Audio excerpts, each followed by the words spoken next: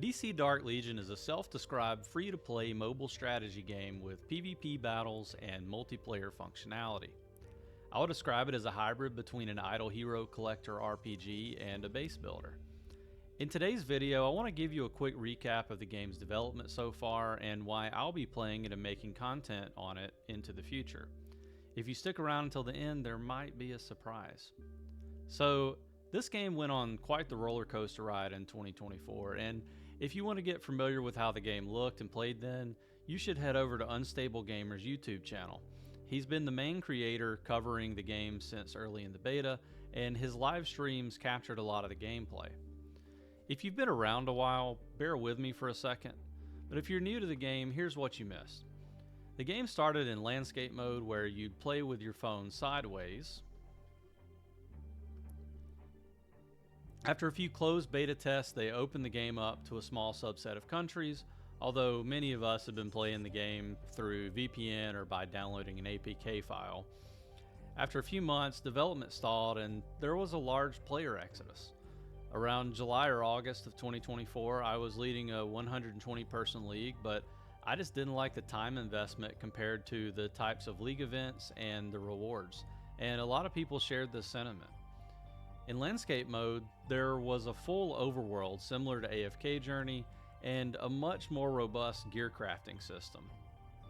It was also much easier to obtain champions, and you were even given a free gacha pool, I think every time the store reset. A few months ago, Fun Plus began testing a portrait mode where you play with your phone upright.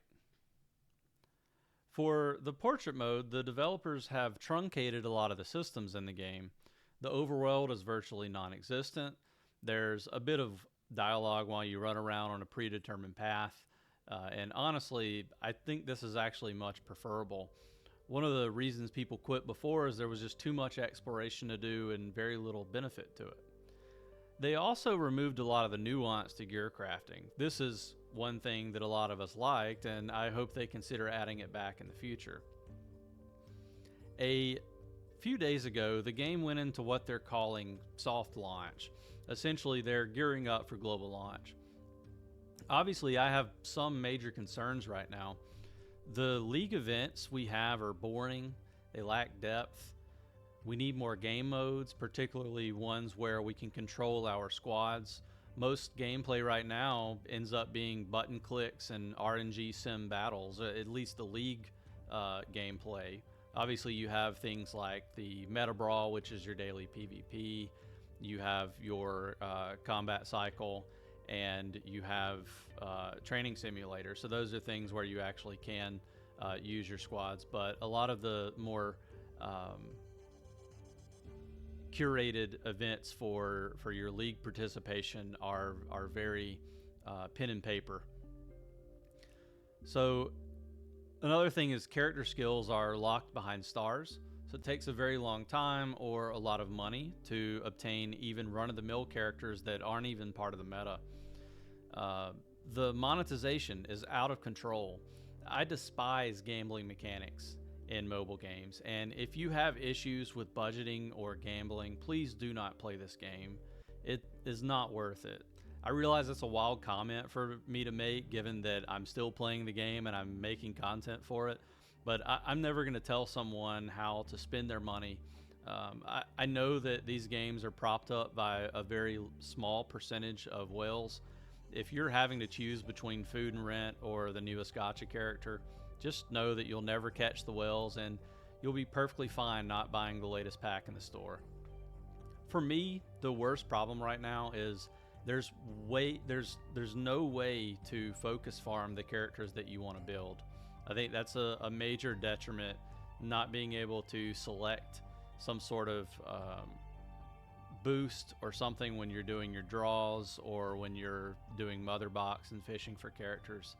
They really need to make a way for you to focus farm a specific crew.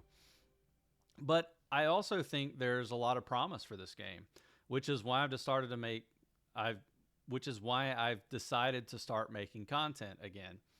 The IP is well known, and these are all characters that I grew up with. The kit design is, for the most part, well thought out. The gameplay loop is relatively fast paced now, making daily chores much easier. There are plans for several new game modes that do sound much more strategic and fun. I love base building games, whether it's games like Rust, PAX Day, Space Engineers, or mobile games like Fallout Shelter. Lastly, the community is what really makes a game fun to play, and there are a lot of great players already. I enjoy collecting and curating strategies and teaching the games that I play, and I think providing guides to the community is a good way of keeping player rosters efficient so that they feel less compelled to spend money that they might not have. All right, if you've made it this far, I've got a small surprise. Keep in mind, I have no intentions of wailing on this game. I might spend a little bit, but for those who do enjoy watching draws, maybe I'll try to do a few of those or most of those draws on camera. I have saved up 10 draws right now, and I'm at pity on the pity system. If you're familiar with Gacha games, you know how pity works. In this game, I believe it's 60 draws. Maybe somebody can correct me on that in the comments, or we'll find out in just a second when I do this draw. But 60 draws, and then you're guaranteed to get a mythic character. I don't believe that I have hit the pity where I'll get a guaranteed Superman pull, but I will get a guaranteed mythic character or mythic legacy piece on this one. So if you're ready, let's jump in and draw and see what we get.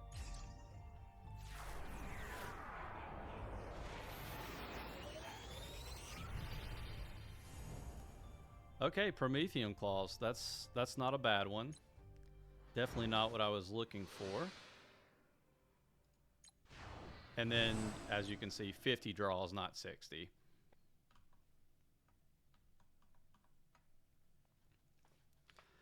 And with that out of the way, I'm excited to see how the development of this game progresses. I plan to publish infographics, tier lists, player guides, and as time allows, I will try to post regular videos with game updates, character and event discussions, strategies, and other helpful information. You can find me on Discord in the official Dark Legion server, on my Discord server. Link will be in the description for that one, and several of the other community servers, including Unstable Gamers. We got a very healthy discussion going in Unstable server. I'll be posting infographics and talking strategy, and I look forward to seeing all of you in game and in my next video.